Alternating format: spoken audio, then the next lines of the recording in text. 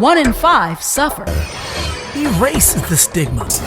Brain difference is not a crime. Mental health isn't just your problem. It's our problem. And now, Mental Health Mondays with Marla and Dave. Welcome to Mental Health Mondays. I am Marla. And I'm Dave. We are Marla and Dave. That's right. And today's show, as usual, is brought to you by NAMI, San Fernando Valley, and Loving Beyond Reason. We have a great show for you today. We do. This is actually more like just, we have a show, a great show always. Yes, I'm waiting for the caveat. There's really no caveat other than the fact that this is our beloved child that has joined us. Well, what Marla is alluding to is the fact that here on Mental Health Mondays, sometimes we like to kind of go back and forth between shows that are going to give you a lot of information and then testimonials from our celebrity friends. And we happen to have a celebrity daughter. What? We have a celebrity that lives in our family. I gave birth to it. Marla gave birth to a celebrity. I raised a celebrity. We all hug and kiss a celebrity on a regular. We fed, we raised her, and she's a mother herself. We are talking about none other than our daughter, Moniece Slaughter from Love and Hip Hop LA fame. Yes.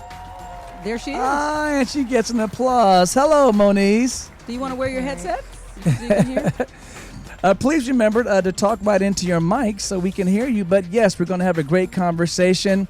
Our story is not something that most people are unfamiliar with, and we're going to have a great time as usual right here on Mental Health Mondays as soon as we come back.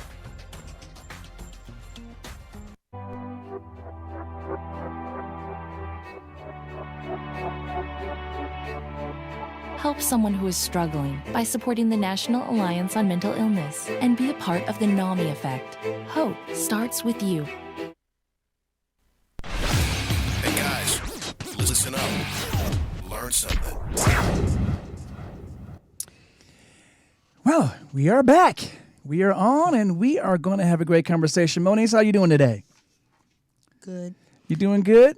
You know what? I have to tell you guys something, that this is one of those days where, to be honest, I'm kind of almost mimicking Moniece's low energy. I don't know what happened. I woke up this morning.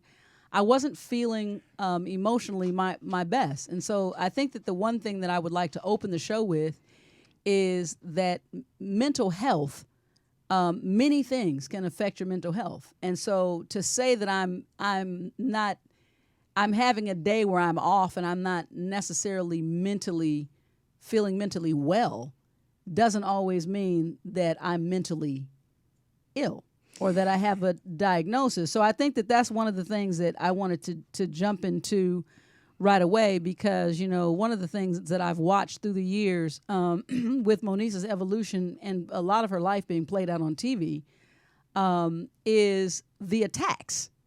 People are constantly using behaviors, what they see in her behavior a lot of the times, to shame or to, you're crazy. And I'm guilty. Not to her directly, but I mean, through the years, we've had to learn because of interacting and understanding that to use words like crazy seem to be a problem. So, Moniece, I wanted to jump in right away, and I know that you get a lot of praise, but also shame online. Is there a trigger word? Is there something that you hate to hear about you? Not anymore. What was? Do you have triggers that you remember that like really just would drive you nuts? Not necessarily triggers. Just either I want to be bothered or don't. Well, I have a question for you, Moniece. What we've learned in our family is not to really focus on diagnosis because whatever you call something, the label doesn't matter. What really does matter is how you choose to be proactive in taking care of yourself. How important is a diagnosis in your mind? In my opinion, I would say a diagnosis is only important I guess like in the beginning so that you can get proper treatment. So you can get Like after that, who for your really cares? medication and Get an understanding. It has for the DSM. So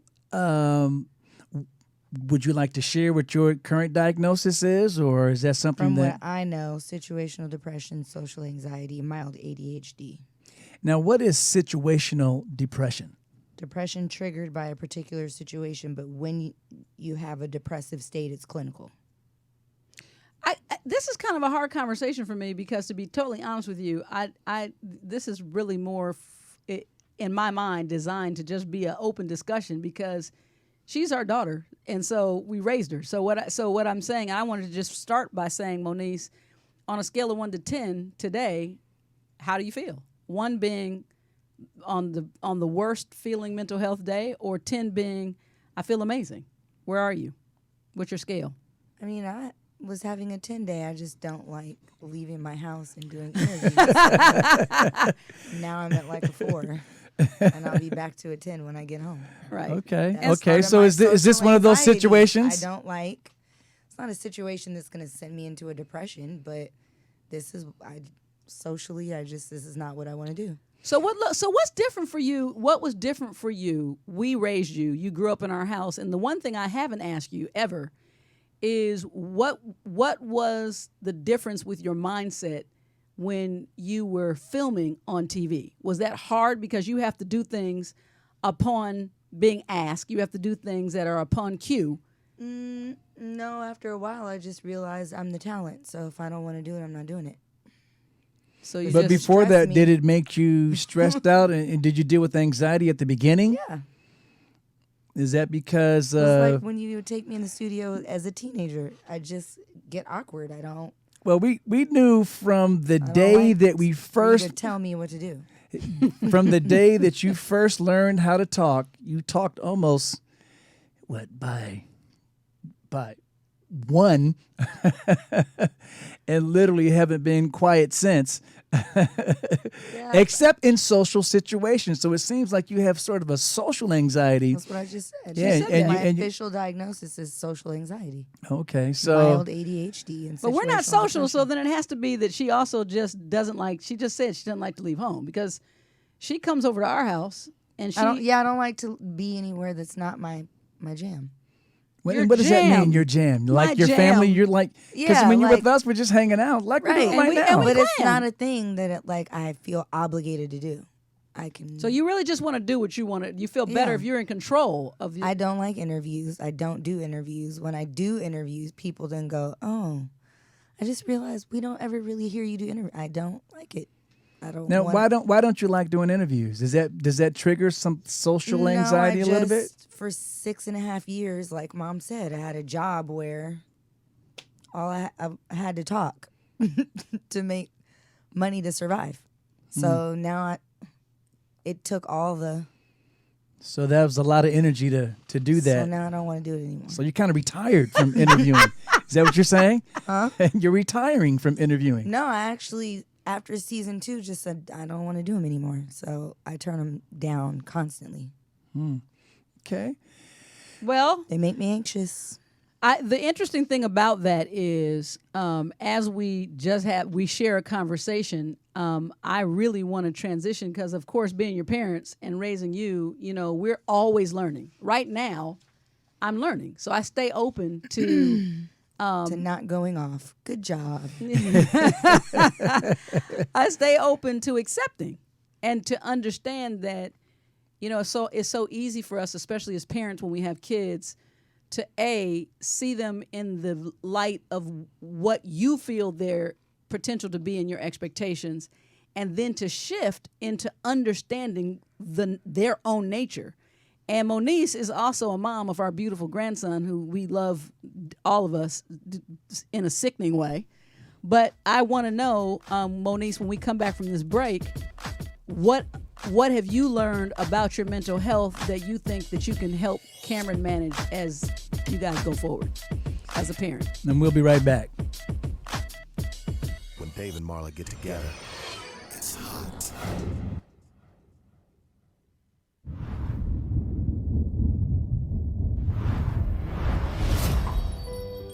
You may not realize it, but these words, often used to describe someone with a mental health condition, can be very harmful. In a country where 1 in 5 people are affected by a mental health condition, it's time for all of us to step up and change the conversation. Just because someone's struggle isn't obvious on the outside doesn't mean they aren't hurting on the inside.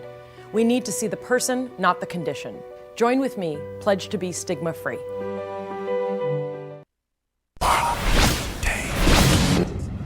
It's time for the Mental Health Minute with Marla and Dave. So when it comes to mental health, many people believe that therapy and self-help aren't necessary when a simple prescription or pill will suffice.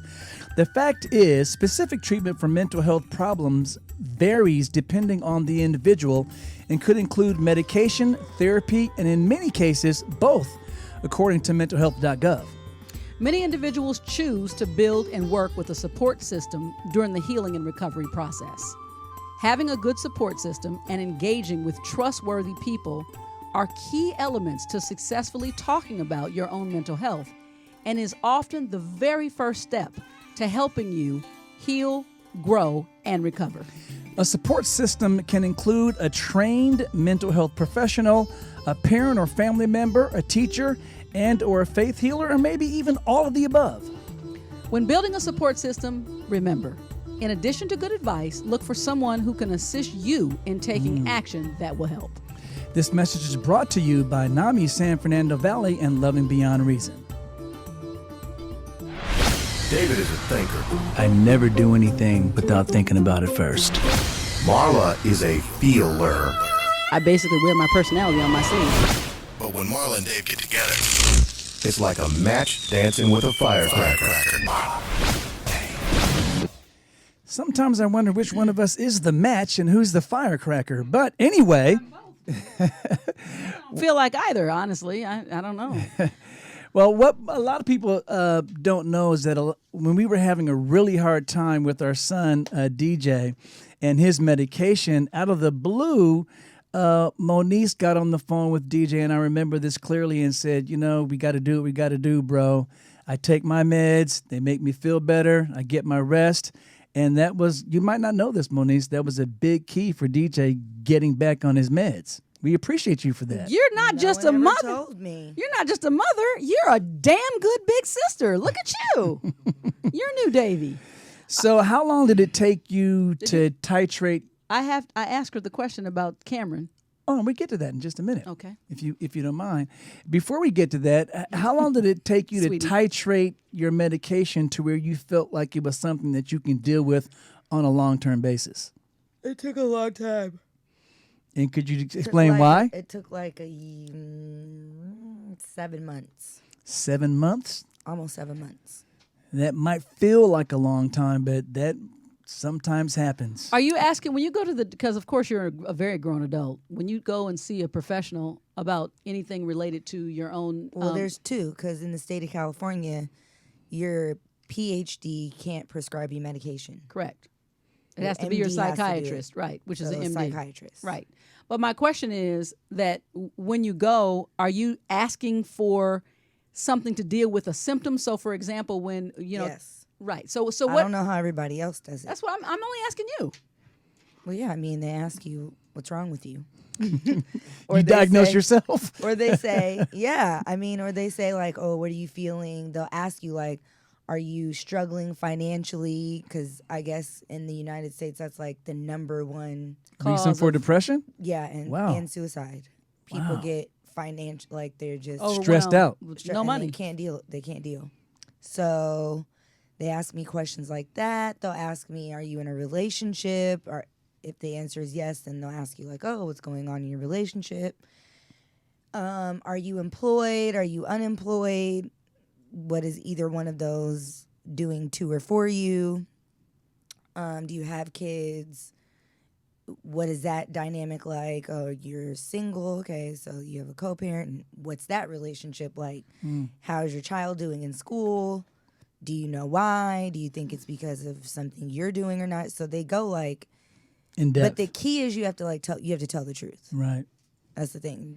It's pointless. If you need help, you might Which as well is be why honest. a lot of people end up with medication that we see a lot of people actually go crazy and you go, I always go back to that moment with Tyrese when he was going through the custody battle and everyone was on the internet laughing at him because he was Moniece. I don't mean to laugh. You're laughing now. I'm laughing now. The video replays in my head, but he was he did like a selfie video and he was like, "What do you guys want from me?" And so it became a meme. Mm-hmm. But what ended up happening was he was really going through it like during the custody battle, and he like found a new wife and You was wearing him down. basically like he got married. The baby mama wanted more money. She like took the kid, made all these allegations. The point is they had put him on a medication. Right. That was and not it agreeing. wasn't appropriate for His needs. his needs. Right. So, and you see that a lot in the industry. Doctors will just whatever. Moral of the story, be honest with your doctor. Correct. He or she, your physician is not going to, they cannot legally reveal any details about what you discussed with them. So that's your doctor. Be honest. Unless you're it a helps. minor. Well, yeah. I mean, that was one of the reasons that I asked that question, because I think that, in other words, are meds in that state just to have a general effect, or is it to help you to sleep, or Well, to for me, mine is help you to focus? I or- needed to focus. I needed to sleep, but not just sleep. I needed my brain to shut off, and then I needed So to. you have I so needed mind to have- racing. yeah, they call it thought racing. Then I needed to have an appetite. So you were so hot, you were so energy all the time that you was like speed, like natural brain speed. It's not even energy because I didn't have any energy. But you I didn't have the energy So it to just do suppressed your anything. appetite. Well, not sleeping throws your body clock off. Of course. So then you aren't eating properly. Which So by the time I would wake up, I wasn't hungry because I was up all night. All I wanted to do was feed Cameron, drop Cameron off to school, come home, sleep till Cameron got out of school, pick something up. But I would wake up to go get him from school and I would have a headache. So I would take BC powder with a Red Bull or Coca-Cola. So Right. then I developed a real life ulcer. So that was horrible. Hypertension. So you That's created other horrible. problems because of the issues that you weren't really able to fix with your Correct. mental health management. So on the last season of the show, everybody saw me unbothered. I had a host of health issues. Lest I allow myself to be bothered.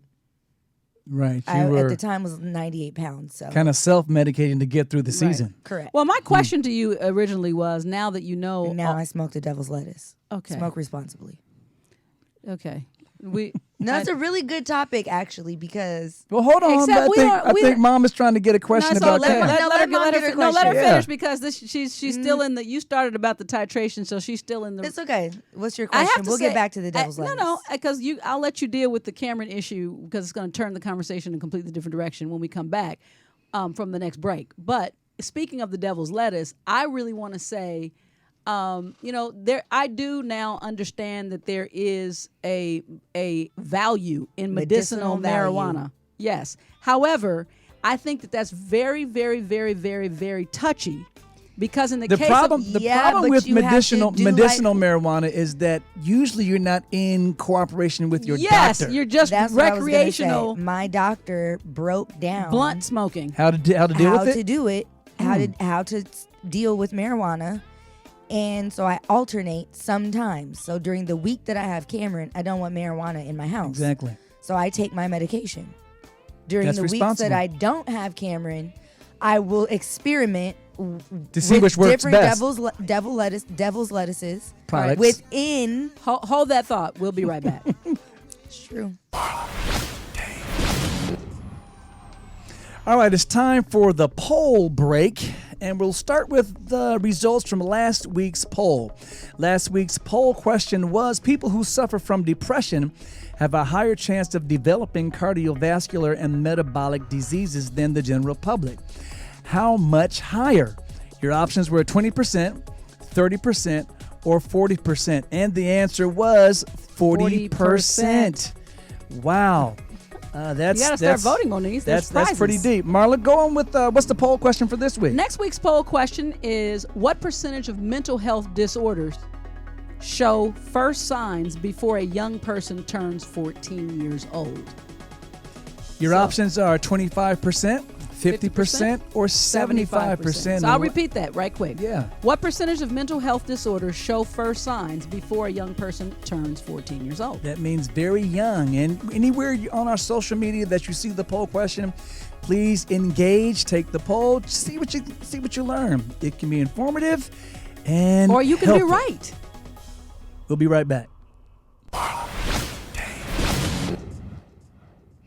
All right, so you were saying, Moniece, Speaking that of- you've actually gone with your doctor and psychiatrist, and they deal He with broke down. marijuana products. He asked me, "Have you ever?" And this was in the beginning of treatment, so 3 years ago. He asked me, "Oh, do you smoke weed?" And I said no, because I didn't.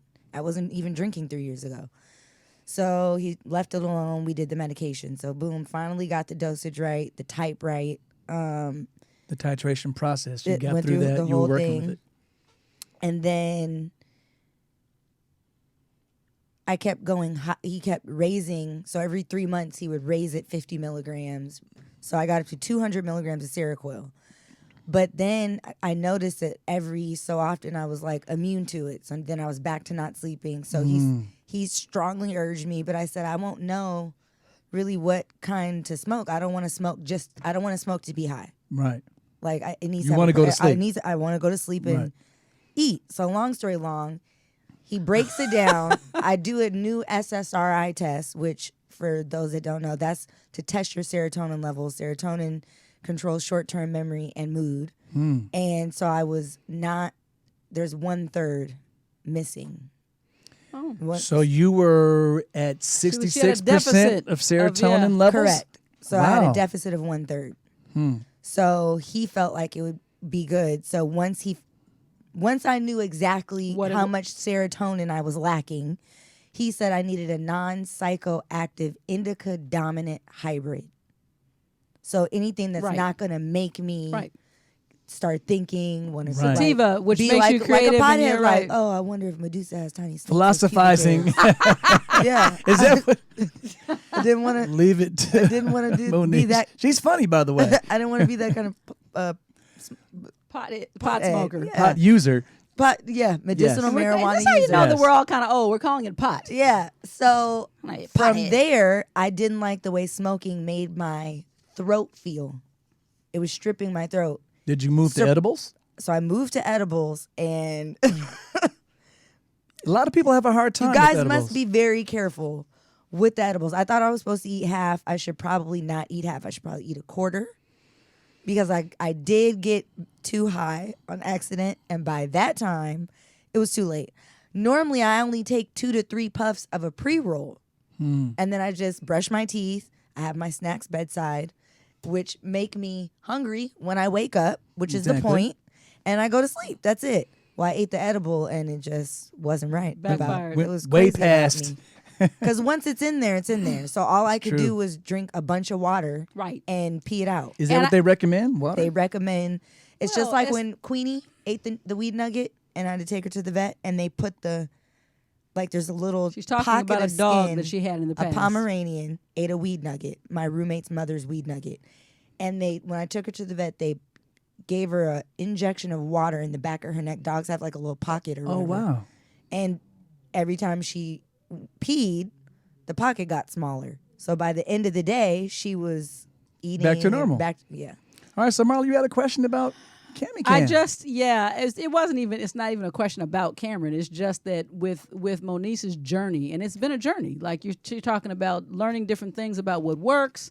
It's about identifying a particular behavior, and then our poll question kind of led to that, which is how soon children begin. What's the percentage of children who have obvious mental health challenges before the age of 14? So, as someone who deals with mental health challenges yourself, what are you concerned with Cameron and his behavior at all, and what would you say going forward as a mother to your son? What would you do to look for mental health differences in Cam, and if you feel that there's something amiss, what would you, as he gets to be older, what would you say to help a mother deal with their kid, and what would you say to help your child deal with their issues if their issues are Okay, present? great. Let's go one thing at a time. So in Cameron, I notice he has extreme anxiety already. Right.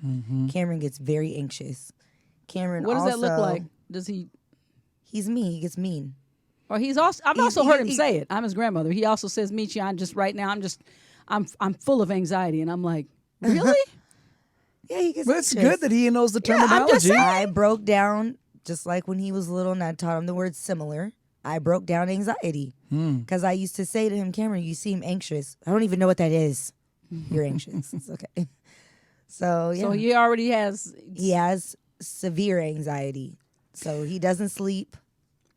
He doesn't sleep. He has poor eating habits. No matter how, I actually had to set a timer, which is what I do now. So every hour, on the hour, I ask him if he's hungry. He says no.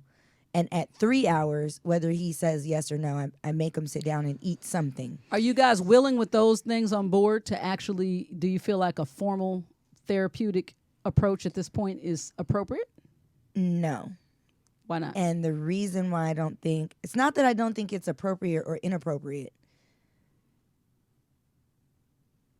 I think Cameron feels at this point emotionally safe on this side of his family. So You were literally trying to establish his safe zone and support Normalize, system correct. So before you move into formalizing. some things seem extreme. So, for instance, now cursing is no longer cool to him because I noticed he was listening to all the songs with the curse words. So I just started rapping and singing the curse words full out, but so corny that now it's embarrassing to him. You've learned the embarrassment technique. Yeah, so I'm now proud of he's you. like, Mom, my friends their parents aren't gonna let them come over if they know you curse to the rap songs on live. And I was like, oh, so it's not cool. So now cursing's not cool, right? But now So that's I've taken all information the he's getting wind- outside. Correct. Right. So I've taken all the wind out of the cursing sails.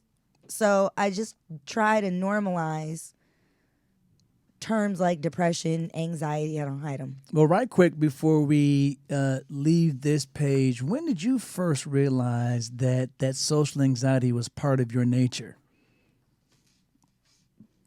Once I got on TV. So you don't remember back in elementary school that it When was the girl called you the dropping amoeba, you off, or and dropping you off at you school ran? was difficult? Or is it that you didn't I put thought two and that two was together normal. back then? I thought, who isn't nervous to like go to school? Like I'm gonna go to school with a bunch of stranger kids and be like, "Hey, let's be friends." Like that's weird. Well, I can remember a couple times that It Moniece takes actually time to had make a couple of friends. severe anxiety attacks when she was actually Yeah, in, because I In was high school. failing math. I was gonna come home with my first F on my report card. I didn't know what to do. We'll talk about we'll conclude when we come back. This has been very interesting. Thank you for playing with us, Mo. And by the way, you're listening to Riches by Moniece. On the way out. She doesn't. Said she doesn't. Worthless. Don't trust them. They'll hurt you. You're worthless. It's pointless.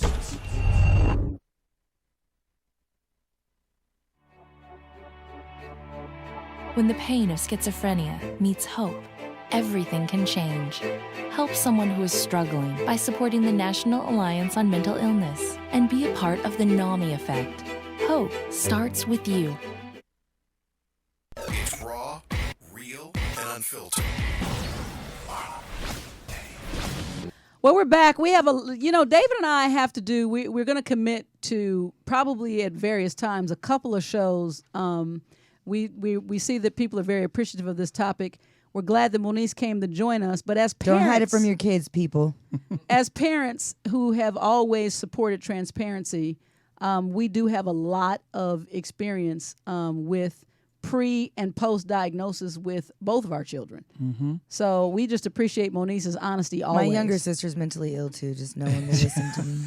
I say this, that what I can tell is, Moniece, you mentioned that the show was a great source of the trigger for your mental anxiety. Mm-hmm. And now that you're no longer on the show, I feel great. You calm down quite a bit. Feel effing fantastic, Dad. Okay. Thank you for Very- bleeping. Thank you I'm- for bleeping And yourself. Spare I'm you the glad curse you word. feel fantastic. Yeah, Moniece has been a great guest. Next week, we will be talking with Jim Randall. He serves on the California State Board. He's the NAMI training coordinator for LAPD, and he produces the e-blast for NAMI San Fernando Valley's newsletter. And we'll have a great conversation next week with Jim Randall. Well, it's been another amazing Mental Health Monday. We really are honored that our daughter would come and spend time with us, and we always know that Moniece is going to come with her Thank you, true, Moniece. transparent self. So today was nothing but expectations and a pleasure. So we And appreciate remember, your overall health includes your mental health. Take care of yourself, love yourself, and we will see you it. next week.